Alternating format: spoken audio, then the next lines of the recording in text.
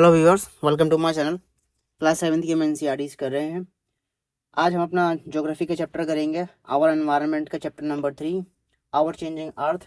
इससे पहले जो हमने चैप्टर 2 करा था उसमें हमने समझा था इनसाइड आवर अर्थ, हमारी अर्थ के अंदर क्या क्या है। जो हमने समझा था कि लिथोस्फीयर हमें देखने को, क्रस्ट पहला पार्ट। उसके बाद हम नीचे जाएंगे तो 2900 किलोमीटर तक जब हम पहुँच जाएंगे क्रस्ट के नीचे तब हमें मेंटल मिलेगा। और मेंटल के बाद जब हम और नीचे तक जाएंगे तो हमें आउटर कोर और इनर कोर देखने को मिलेगा। ये हमने देखा था, उसमें हमने ये समझे थे कॉन्स्टेंट के बारे में भी हमने समझा था, सियाल, सीमा और नाइफ। रॉक्स और मिनरल्स के बारे में हमने समझा था कि इग्नियस, सेडिमेंट्री और मेटामॉर्फिक रॉक्स कौन कौन सी होती हैं, इसके बारे में हमने समझा था।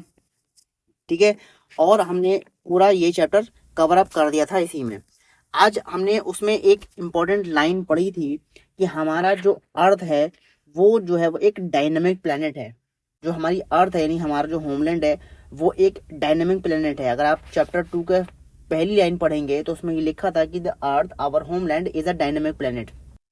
ठीक है, तो उसी डायनेमिक प्लेनेट के बारे में हम कह रहे हैं कि हमारा आवर चेंजिंग अर्थ, यानी कि डायनेमिक प्लेनेट का मतलब है कि चेंजेस हो रहे हैं। तो चेंजेस हो रहे हैं तो हमारी अर्थ जो है वो चेंज हो रही है। इसको अब हम इस चैप्टर में कवर करेंगे। तो बात कहते हैं कि लिथोस्फीयर जो है is broken into number of plates known as lithospheric plate. यानी देखिए, पहली जो सरफेस है हमारी अर्थ की वो है लिथोस्फीयर यानी कि क्रस्ट। 35 किलोमीटर तक वो हमारी रेंज कवर करती है। नीचे तक अगर हम जाएंगे तो 35 किलोमीटर तक वो पूरी हमारी लिथोस्फीयर हो जाएगी। ठीक है, तो ऐसे ही लिथोस्फेरिक प्लेट जो है वो हमारे अर्थ में जगह जगह पर जो है वो बिछी हुई है। इसकी मैं आपको लिथोस्फेरिक प्लेट की एक इमेज दिखाता हूं। ये है हमारे लिथोस्फीयर की एक इमेज जो अभी आपको देखने को मिलेगी। ये देखिए, ये है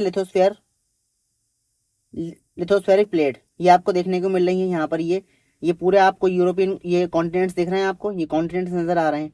ये अफ्रीकन प्लेट हो गई, साउथ अमेरिकन प्लेट है। ठीक है, ये कैरेबियन प्लेट है, नॉर्थ अमेरिकन प्लेट है। ठीक है, ये इंडियन प्लेट है। ठीक है, इसकी इंडिया दिख रहा है। ये अरेबियन एरिया दिख रहा है, ये सोमालियन प्लेट है। तो ये जो डिफरेंट कलर्स में जो दिख रही हैं आपको, ये सारी की सारी जो है वो हमारे लिथोस्फेरिक प्लेट हैं, जो हमें अर्थ के सरफेस के नीचे हमें मिलेंगी, लेकिन हम उनको आइडेंटिफाई नहीं कर सकते। ठीक है, तो ये उन्हीं की बात कर रहे हैं। तो हम ये जान के थोड़ा सा हमें अलग लगेगा कि ये लिथोस्फेरिक प्लेट्स जो हैं ये मूव करती हैं बहुत ही स्लोली, धीरे धीरे इनके अंदर मूवमेंट होती है। और वो मूवमेंट हम ऑब्जर्व नहीं कर सकते हैं, वो मूवमेंट हम ऑब्जर्व नहीं कर सकते हैं। Just few millimetres each year, हर साल इनमें कुछ जो है वो चेंजेस होते हैं। अब साल में का चेंजेस होना काफी एक टिपिकल होता है, हम इसको ऑब्जर्व नहीं कर सकते। ठीक है, this is because of the movement of मॉल्टन magma inside the earth. और ये होता किस लिए, ये मूवमेंट होता किस लिए, ये मूवमेंट होता है जब हमारे अर्थ के अंदर जो मॉल्टन मैग्मा है, जिसकी बात करी गई थी कि कोर जो है वो हमारा एक इनर कोर है ना आउटर कोर है। ठीक है, और जो हमारा मेंटल है उसके अंदर एक मूवमेंट होती है, और उस मूवमेंट की वजह से जो होती है वो लिथोस्फेरिक प्लेट्स में भी चेंज आता है। लिथोस्फेयर में भी जो है वो मूवमेंट होता है। ठीक है, तो ये उसी की वजह से जो होती हैं वो लिथोस्फेरिक प्लेट जो है वो मूव करती हैं। तो मॉल्टन मैग्मा जो हमारी अर्थ के अंदर होता है वो एक सर्कुलर मैनर में जो है वो मूव करता है, जैसे कि एक एक्टिविटी में आपको देखने को मिलेगा। कौन सी एक्टिविटी, ये है हमारी एक एक्टिविटी। इसमें हमें पढ़ने को मिलेगा कि किस तरीके से मॉल्टन मैग्मा जो है वो मूव करता है। एक्टिविटी दे रखी है करने के लिए कि एक स्मॉल कलर की आप पेपर पैलेट ले लीजिए और उसको जो है वो एक बीकर में डाल दीजिए। बीकर जो कि आधा पानी से भरा हुआ होगा, और उस बीकर को जो है वो ट्राइपॉड स्टैंड पर लगाकर आप उसको हीट कर दीजिए। आप ऑब्जर्व करेंगे जैसे जैसे पानी वार्म अप हो रहा है, गर्म हो रहा है, तो हम ऑब्जर्व करेंगे जो पेपर पैलेट है वो मूव करता है upward along with the warm layers. यानी कि जो पानी की जो गरम गरम वार्म लेयर्स उठ रही हैं उनके साथ साथ जो है ये ऊपर की तरफ पेपर पैलेट ऊपर की तरफ उठेगा, और उसके बाद फिर दोबारा जो है वो नीचे की तरफ जाएगा कूलर लेयर्स ऑफ वाटर। यानी कि जो ठंडी लेयर है, बेसिकली जैसे कि बीकर में ये पानी है, तो जब यहाँ पर इस पर फ्लेम पे आंच पड़ रही तो ये पानी के साथ ऊपर को पैलेट उठेगा यहाँ पर, और उसके बाद फिर नीचे इधर से राउंड ऑफ घूम के फिर ये नीचे आ जाएगा, फिर उसके बाद एक सर्कुलर मोशन में जो है वो मूव करेगा। तो ठीक वैसे ही यहाँ पर कह रहे हैं कि जो मॉल्टन मैग्मा है अर्थ के अंदर वो भी इसी मैनर में जो है वो घूमता है। यानी वो उठता है और उठने के बाद वो जो है वो उठता है और उठने के बाद इस तरफ मूव आके फिर नीचे गिर जाता है और फिर उसके बाद फिर दोबारा उठता है, फिर नीचे आ जाता है, फिर ऊपर की तरफ, इस तरीके से ऐसे घूमता हुआ वो मोशन करता रहता है। तो और वैसे ही हमारा मोल्टन मैग्मा मूव करता है अर्थ के अंदर। जो मूवमेंट होता है प्लेट्स का, और इसी की वजह से जब मूवमेंट होता है प्लेट्स में, क्योंकि मोल्टन मैग्मा असर दे रहा है किसके ऊपर, लिथोस्फेरिक प्लेट के ऊपर, और जब लिथोस्फेरिक प्लेट्स की मूवमेंट होती है तो इसकी बाद जो है वो हमें अर्थ के सरफेस पर जो है वो कुछ चेंजेस देखने को मिलते हैं। अर्थ के सरफेस पर कुछ चेंजेस देखने को मिलते हैं। अर्थ का मूवमेंट जो है वो डिवाइड करा गया है बेसिस पर, दो फोर्स के बेसिस पर। फोर्स के बेसिस पर कौन से फोर्सेस की बात कर रहे हैं, एंडोजेनिक और एक्सोजेनिक फोर्सेस के बारे में बात कर रहे हैं। कह रहे हैं कि एंडोजेनिक फोर्सेस कौन से होते हैं, वो फोर्सेस होते हैं जो एक्ट करते हैं in the interior of the अर्थ, यानी अर्थ के अंदर से जो है वो फोर्स क्रिएट करते हैं, वो होते हैं हमारे एंडोजेनिक फोर्सेस। और वहीं जब फोर्स बाहर की तरफ से लग रहा होता है अर्थ सरफेस पर, तो वो कहलाता है आपका एक्सोजेनिक फोर्स। इसको हम टेबल से समझेंगे कि अर्थ का मूवमेंट जो है वो दो तरह के फोर्सेस पर डिपेंड करता है, एक एंडोजेनिक फोर्स, एक एक्सोजेनिक फोर्स। एंडोजेनिक फोर्सेस का मतलब ये है जो फोर्स अंदर से बाहर की तरफ निकल रहा है, ठीक है। उसमें दो तरह के फोर्सेस आते हैं, सडन फोर्सेस आता है, एक आता है डायस्ट्रोफिक फोर्सेस। सडन फोर्सेस में क्या होता है, अचानक से जो है वो कंपन सी होने लगती है, यानी अचानक से अर्थक्वेक आ जाता है, यानी कि प्लेट्स में अचानक से चेंजेस होने लगे अंदर से जो है वो प्लेटें हिलने लगी, दर दर दर दर करके प्लेट से हिलने लगी, तो वो आप फील करते हो। शेकिंग जब होती है तो वो अर्थक्वेक की सिचुएशन बन जाती है, तो वो अर्थक्वेक फील करते हो कि अंदर से कुछ हिल रहा है और वो पूरा कंपन कर रहा है, जिसकी वजह से बिल्डिंग्स जो होती हैं वो कोलैप्स हो जाती हैं, ठीक है। वैसा ही वोल्केनो है, वोल्केनो के अंदर से जो उसके अंदर जो मोल्टन मैग्मा होता है वो बाहर निकलने की कोशिश करता है, और बाहर निकलती है धमाका होता है, ब्लास्ट होता है, बहुत बेहतरीन, बहुत जबरदस्त तरीके का ब्लास्ट होता है, और वो एक अंदर से ही एक्टिविटी जनरेट हुई, अंदर से जो है वो मोल्टन मैग्मा जो है वो बाहर की तरफ एक्सप्लोड हुआ, ठीक है। तो ये अंदर से एक तरीके से फोर्स आया। ठीक वैसा ही लैंडस्लाइड, जब धरती कंपन करती है अंदर की तरफ से, तो चट्टाने जो होती हैं, जो खड़े खड़े चट्टाने होती हैं, उनकी जो मिट्टी होती है, जो पत्थर होती हैं, उनमें कंपन आ जाता है, और कंपन होने की वजह से वो शेक करके जो होती हैं वो डिस्टर्ब हो जाती हैं, और डिस्टर्ब होने की वजह से वो अचानक से जो है वो गिर जाएंगे एकदम से, तो वो हो जाती है लैंडस्लाइड। ये एक्टिविटीज और ये चीजें, ये जो हमारे डिजास्टर्स हैं, इनको आप ये सब आपकी नॉलेज में होंगे। अब हम देख लेते हैं डायस्ट्रोफिक फोर्सेस क्या होते हैं। डायस्ट्रोफिक फोर्सेस की वजह से क्या होता है, ये फोर्सेस बिल्ड कर देते हैं माउंटेन्स को, यानी कि पर्वत श्रृंखलाएं बन जाती हैं। सडन फोर्सेस का मतलब यहाँ पर ये है कि अचानक से हो जाना, और अचानक से होने का मतलब होता है तेजी से किसी चीज के घटना, यानी अचानक से तेजी से किसी चीज पे आप फोर्स पड़ जाए, सडन फोर्स। मैं आपको अचानक, आप एक स्टेबल पोजीशन पे खड़े हो, मैं आपको धक्का मार दूं एकदम से, तो आप धड़ से नीचे गिर जाओगे, ठीक है। डायस्ट्रोफिक फोर्सेस में क्या होता है, मैं आपको धीरे धीरे पुश कर रहा हूँ, धीरे धीरे आपको पुश कर रहा हूँ, तो वो आपको डायस्ट्रोफिक फोर्स बन रहा है। और इसी डायस्ट्रोफिक फोर्स की वजह से जो होते हैं वो माउंटेन्स बढ़ने लगते हैं, माउंटेन्स खड़े हो जाते हैं। जैसे कि हम इनमें दो तरह के आ जाते हैं, कुछ नए माउंटेन फोल्डेड माउंटेन बन जाते हैं, यानी कि जिनमें कुछ फोल्डिंग बन जाती हैं, फोल्ड्स होने लगते हैं, और वो धीरे धीरे जो होते हैं वो उठना शुरू कर देते हैं। जब वो नई तरीके से, मतलब नए नए उठने शुरू हो जाते हैं, जैसे कि हमारे हिमालयाज की रेंजेस हैं जो आपको ऊपर देखने को मिलेंगी, क्लास 6 में हमने पढ़ी थी कि जो हिमालयाज की जो रेंज है, जो हिमाद्री का रेंज है, जो आपको पूरा एक पैरेलल रेंज दिखती है, शिवालिक की रेंज और हिमालयाज की रेंज, वो हमारे कहलाते हैं न्यू फोल्ड माउंटेन्स हो जाते हैं, ठीक है। और वैसे ही अगर हम वो एक टाइम पीरियड बाद, बहुत पुराना टाइम हो जाए, निकल जाए, तब वहां पे बन जाते हैं वो ओल्ड फोल्ड माउंटेन बन जाते हैं, जैसे कि हमारी अरावली रेंज हो जाती हैं, ठीक है। तो डायस्ट्रोफिक फोर्सेस में मतलब सडन फोर्स नहीं लगता, इसमें धीरे धीरे फोर्सेस लगता है, और धीरे धीरे फोर्सेस लगने की वजह से जो है माउंटेन्स खड़े हो जाते हैं सरफेस के ऊपर। अब बात कर लेते हैं एक्सोजेनिक फोर्सेस। एक्सोजेनिक फोर्सेस का मतलब ये है कि जो फोर्स जो है वो बाहर से लग रहा है, बाहर से लगने से इरोजनल और डिपोजिशन वाली दो एक्टिविटीज होती हैं, यानी इरोजन किस तरीके से होता है और डिपोजिशन कैसे होता है, इसको हम समझेंगे। देखिए सेडिमेंट्री रॉक्स के बारे में हमने जब पढ़ा था पीछे क्लास 7th में, कि इसके चैप्टर 2 में, तो हमने सेडिमेंट्री रॉक्स के बारे में पढ़ा था कि सेडिमेंट्री रॉक्स जो होती हैं वो जब गिरती हैं और रोल डाउन होती हैं, रोल डाउन होने के बाद जब उसमें हिट होता है वो क्रैक होकर टूट जाती हैं, सेडिमेंट्स में बिखर जाती हैं। तो सेडिमेंट्स को जो है वो हवा और पानी जो होता है वो अपने साथ उड़ा के ले जाते हैं, और वो एक जगह पे जाके डिपॉजिट हो जाती हैं, ठीक है। तो वो जिस जगह से उड़ के दूसरी तरफ गई, जिस जगह से वो उड़ी तो वहां से तो वो इरोड हो गई, और जिस जगह पे जाके वो सेटल हो गई वहां पे वो डिपॉजिट हो गई। तो वही चीज यहाँ पर कह रहे हैं कि रिवर, विंड, सी वेव और ग्लेशियर ये जो काम करते हैं, ये सेडिमेंट्स को जो है वो अपने साथ उड़ा के ले जाते हैं और इसी किसी दूसरी जगह पर जाके उनको डिपॉजिट कर देते हैं।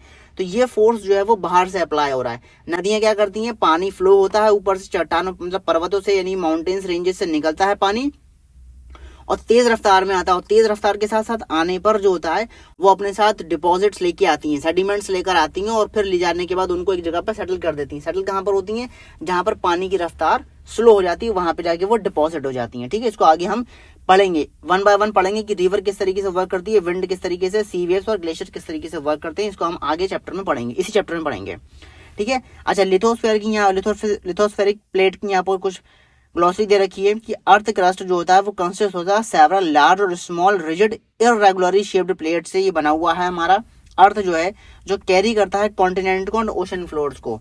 यानी कि इस ही लिथोस्फेरिक प्लेट के ऊपर जो है वो हमारा कॉन्टिनेंट है और कॉन्टिनेंट के साथ साथ हमारे ओशियंस भी हैं।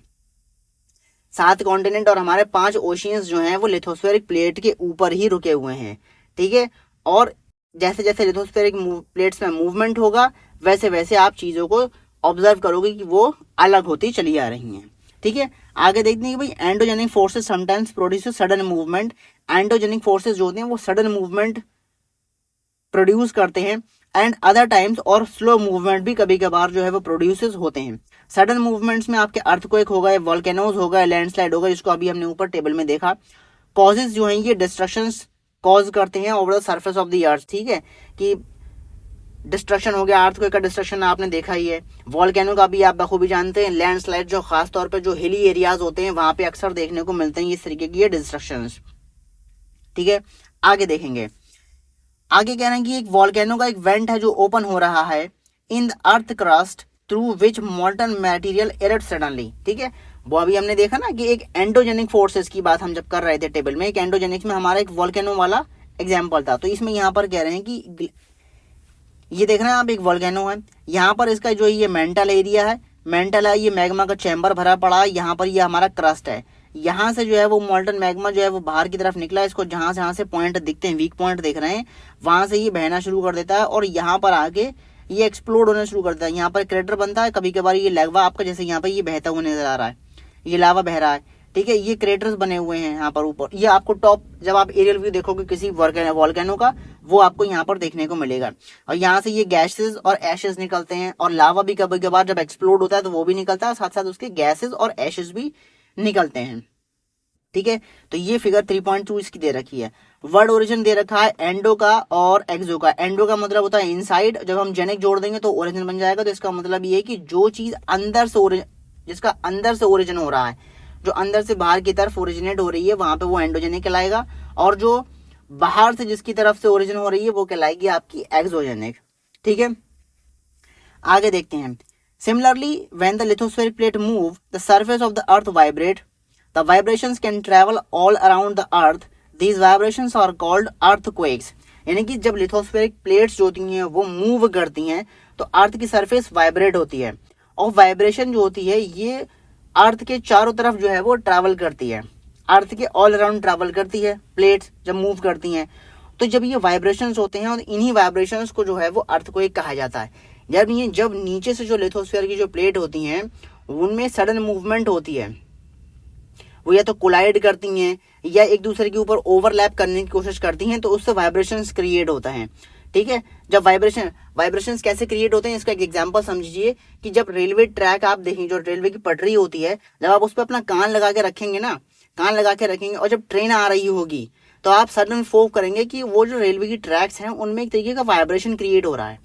ठीक है, तो ये वही एक एग्जाम्पल समझ लीजिए आपको कि जब लिथोस्फीयर प्लेट आपस में ओवरलैप कर रहे हैं या कोलाइड कर रही हैं तो वाइब्रेशंस क्रिएट हो रहे हैं। ठीक है, तो वो वाइब्रेशंस जब क्रिएट होते हैं तो वो अर्थक्वेक की तरह फॉर्म बन जाते हैं। एक अर्थक्वेक से लगता है कि अर्थक्वेक आने वाला है। The place in the crust where the movement start is called focus. जहां पर ये मूवमेंट स्टार्ट होता है, यानी कि क्रस्ट की उस जगह पर जहां पर ये मूवमेंट स्टार्ट होता है वो कहलाता है आपका फोकस। अभी हम इसको डायग्राम के जरिए से देखेंगे। The place on the surface above the focus is called epicentre, यानी फोकस के ठीक परपेंडिकुलर ऊपर आप देखेंगे तो जहां पर वो फोकस होता है, सरफेस फोकस का जो सरफेस होता है वो कहलाता है आपका एपिसेंटर। और वाइब्रेशंस जो होती हैं वो आउटवर्ड की तरफ फैलती हैं एपिसेंटर से एज अ वेव की तरह से, लहरों की तरह से। सबसे ज्यादा डैमेज होता है वो यूजुअली एपिसेंटर के करीब में होता है, और जैसे जैसे हम एपिसेंटर से दूर जाते जाएंगे वहां पर अर्थक्वेक के इम्पैक्ट जो होंगे वो कम हो जाएंगे। ठीक है, अक्सर जो होता है जब नेपाल में भूकंप आता है, तो नेपाल में जब भूकंप आता है तो यूपी बॉर्डर के कुछ इलाके जो हैं वो वाइब्रेशंस फील करते हैं। यूपी बॉर्डर से आप पीछे की, यूपी और नेपाल के बॉर्डर की पीछे से अगर आप और पीछे जाएंगे, सपोज मान के चलिए कि यूपी और एमपी के बॉर्डर पे आप जाएंगे, तो वाइब्रेशंस और हल्के हो जाएंगे। ठीक है, अब इसको हम फिगर से समझते हैं कि ओरिजिन कैसे दे रखा है अर्थक्वेक का। ठीक है, अब सपोज यहाँ पे कह रहे हैं फोकस की बात कर रहे हैं, ये फोकस पॉइंट है, यहाँ पे जो है वो एक कंपन ज्यादा हो रहा है, यानी यहाँ पर जो है वो ज्यादा डिस्टर्बेंस आपको देखने को मिल रही है इस जगह पर। ये हमारा हो गया फोकस। ठीक है, इसके ठीक ऊपर आप देखेंगे तो ये है आपका पॉइंट एपिसेंटर का। ठीक है, और एपिसेंटर के चारों तरफ का जितना भी एरिया आपको ये दिख रहा है, यहाँ पर जो है वो आप वाइब्रेशन फील करेंगे उस अर्थक्वेक की। ठीक है, तो यहाँ पर कह रहे हैं कि सबसे ज्यादा, क्योंकि देखिए फोकस में तो आपको डिस्ट्रक्शन तो बहुत ज्यादा होगा, फोकस पे तो बहुत ज्यादा डिस्ट्रक्शन होगा, ये तो आप आंखों भी देख सकते हैं, मान सकते हैं कि फोकस पे सबसे ज्यादा डिस्ट्रक्शन होगा। लेकिन फोकस पे डिस्ट्रक्शन हमें फील नहीं होगा, क्यों? क्योंकि ये धरती के नीचे की तरफ से फोकस डिस्टर्बेंस आ रही है। ठीक है, लेकिन जब ये डिस्टर्बेंस ऊपर की तरफ आती है, ठीक, तो वो एपिसेंटर पे आती है, और एपिसेंटर पे सबसे ज्यादा डैमेज देखने को मिलेगा फोकस के बाद। अब एपिसेंटर से आप जितना दूर जाते जाएंगे आपका डिस्ट्रक्शन उतना कम हो जाएगा, डैमेज उतना ही कम हो जाएगा। ठीक है, तो यहाँ पर आपको ये दिख रही है, ये एक प्लेट बाउंड्री यहाँ पर इन्होंने बताई है। यहाँ पर सीस्मिक वेग जो रेडिएट कर रही है चारों तरफ, ये आपको सर्कुलर शेप में, जो स्पाइरल शेप में आपको जो एक डायरेक्शन दिख रहा है पूरा का पूरा, ये आपको सीस्मिक वेग बता रहा है, सीस्मिक वेव बता रहा है। एपिसेंटर बता दिया, और ये प्लेट बाउंड्री आपने यहाँ पर देख ली। तो इस तरीके से जो है वो अर्थक्वेक का ओरिजिन होता है, फोकस से एपिसेंटर पर आता है, और एपिसेंटर से जो है वो अर्थ की सरफेस पर फैल जाता है, और वाइब्रेशंस क्रिएट होती हैं रेंजेस तक, अलग अलग रेंजेस तक, यानी कि करीब 4, 5, 6, 7 किलोमीटर, इवन 100 किलोमीटर तक आपको ये वाइब्रेशन फील होंगे, लेकिन उनके उसमें डैमेजेस नहीं होता। ठीक है, ये चीज हो गई। अच्छा, अब इसको एक एक्टिविटी के द्वारा समझाया गया कि कैसे वाइब्रेशंस फील होती हैं। ये कह रहे हैं कि एक कंटेनर लीजिए, पानी भरिए, पानी भरने के बाद उसके ऊपर एक ढक्कन लगा दीजिए और उसको बॉयल करने के लिए रख दीजिए, और उसके ऊपर, उस ढक्कन के ऊपर, उस लिड के ऊपर जो है कुछ मटर के दाने, एक चम्मच और बीड्स यानी कि मोती उस ढक्कन के ऊपर रख दीजिए। अब आप नोटिस करेंगे कि जैसे जैसे पानी गर्म हो रहा है तो उसके ऊपर की जो ये मटर के दाने हैं, जो चम्मच हैं, ये धीरे धीरे जो है वो उछलने लगेंगे, खड़खड़ाने लगेगा, चम्मच खड़खड़ाएंगे, मोती और जो मटर के दाने हैं ये आपस में ये जो है वो उछलेंगे ढक्कन के ऊपर ही।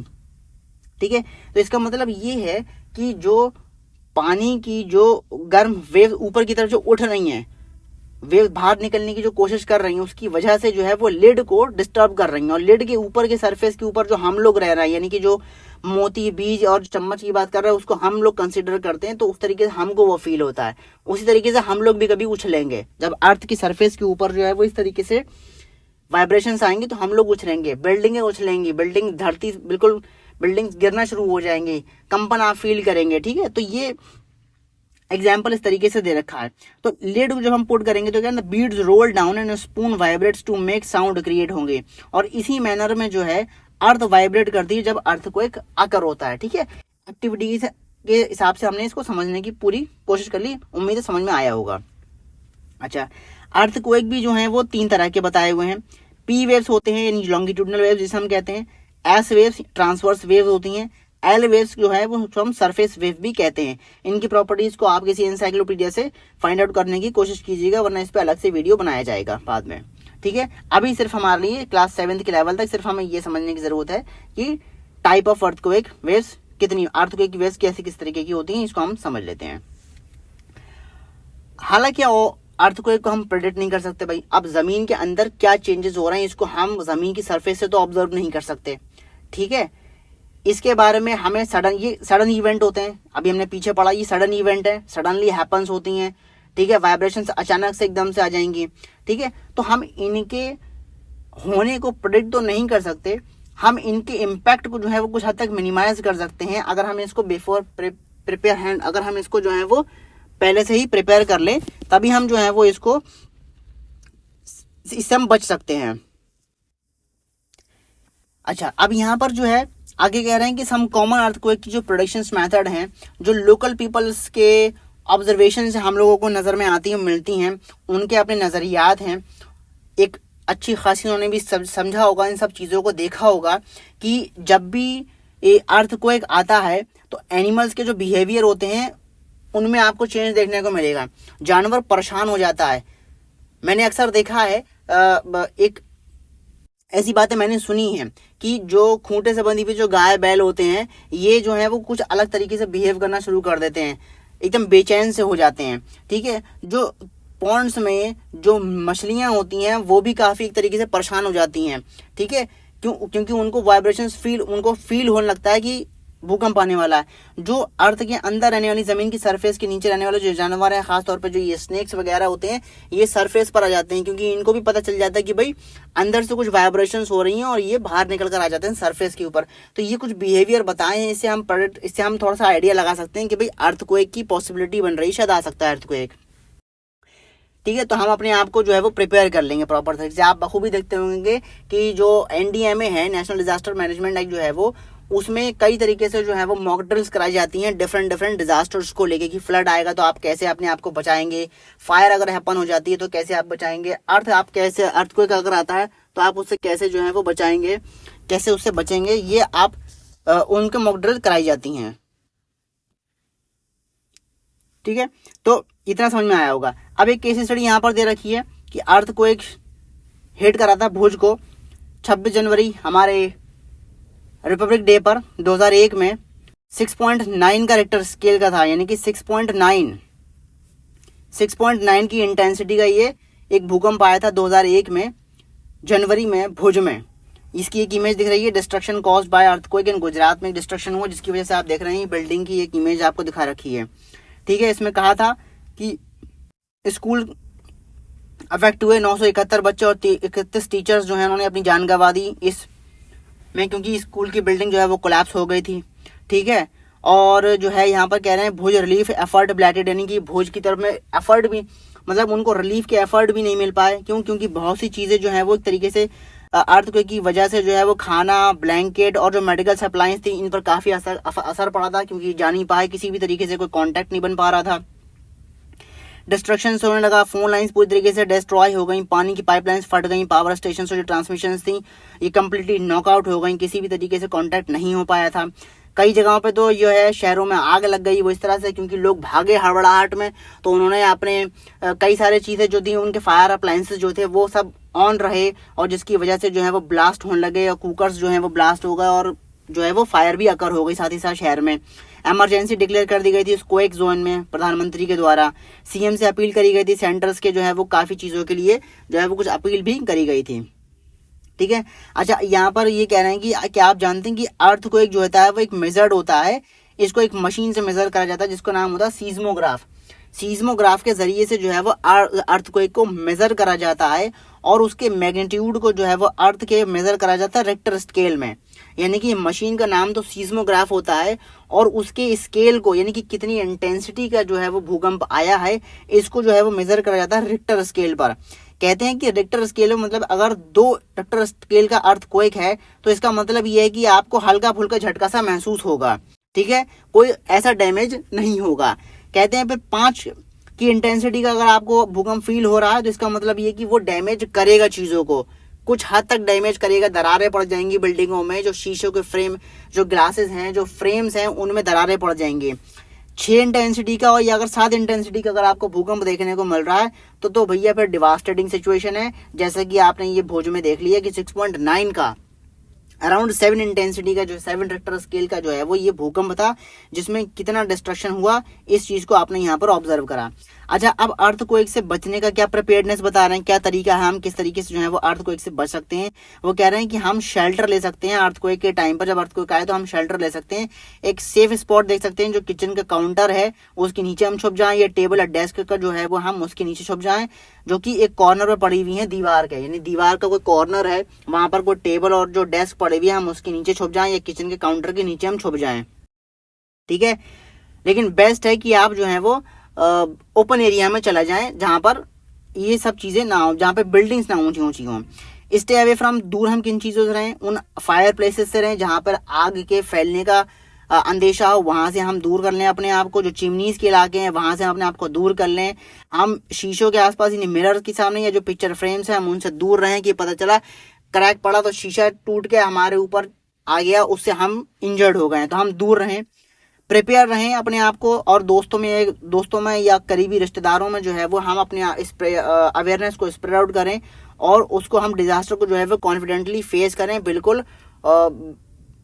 एक्टिव होकर। अपने होश हवास ना खो दे, एकदम भगदड़ ना मचाएं, क्योंकि वो भी एक सिचुएशन होती है जब स्टम्पीड मच जाएगी, भगदड़ मचेगी, तो उसमें भी बहुत सी जानें जा सकती हैं। तो हम होश में रह के थोड़ा सा अपना दिमाग का इस्तेमाल करके जो है वो अर्थक्वेक से बच सकते हैं, ठीक है। वीडियो को मैं यहीं रोक रहा हूँ। अगले वीडियो में जो है वो मेजर लैंडफॉर्म्स को हम पढ़ेंगे, और भी इसमें अभी कुछ बाकी है डिस्कशन करने के लिए। वीडियो ज़्यादा लेंदी हो जाएगा, वीडियो अराउंड हो गया है, मेरे ख्याल से 25-30 मिनट के आसपास का वीडियो पहुंचने वाला होगा। तो वीडियो को हम यहीं रोकते हैं, बाकी हम वीडियो जो है वो बाकी जो चैप्टर है वो हम पार्ट 2 में कवर कर लेंगे। Thank you and have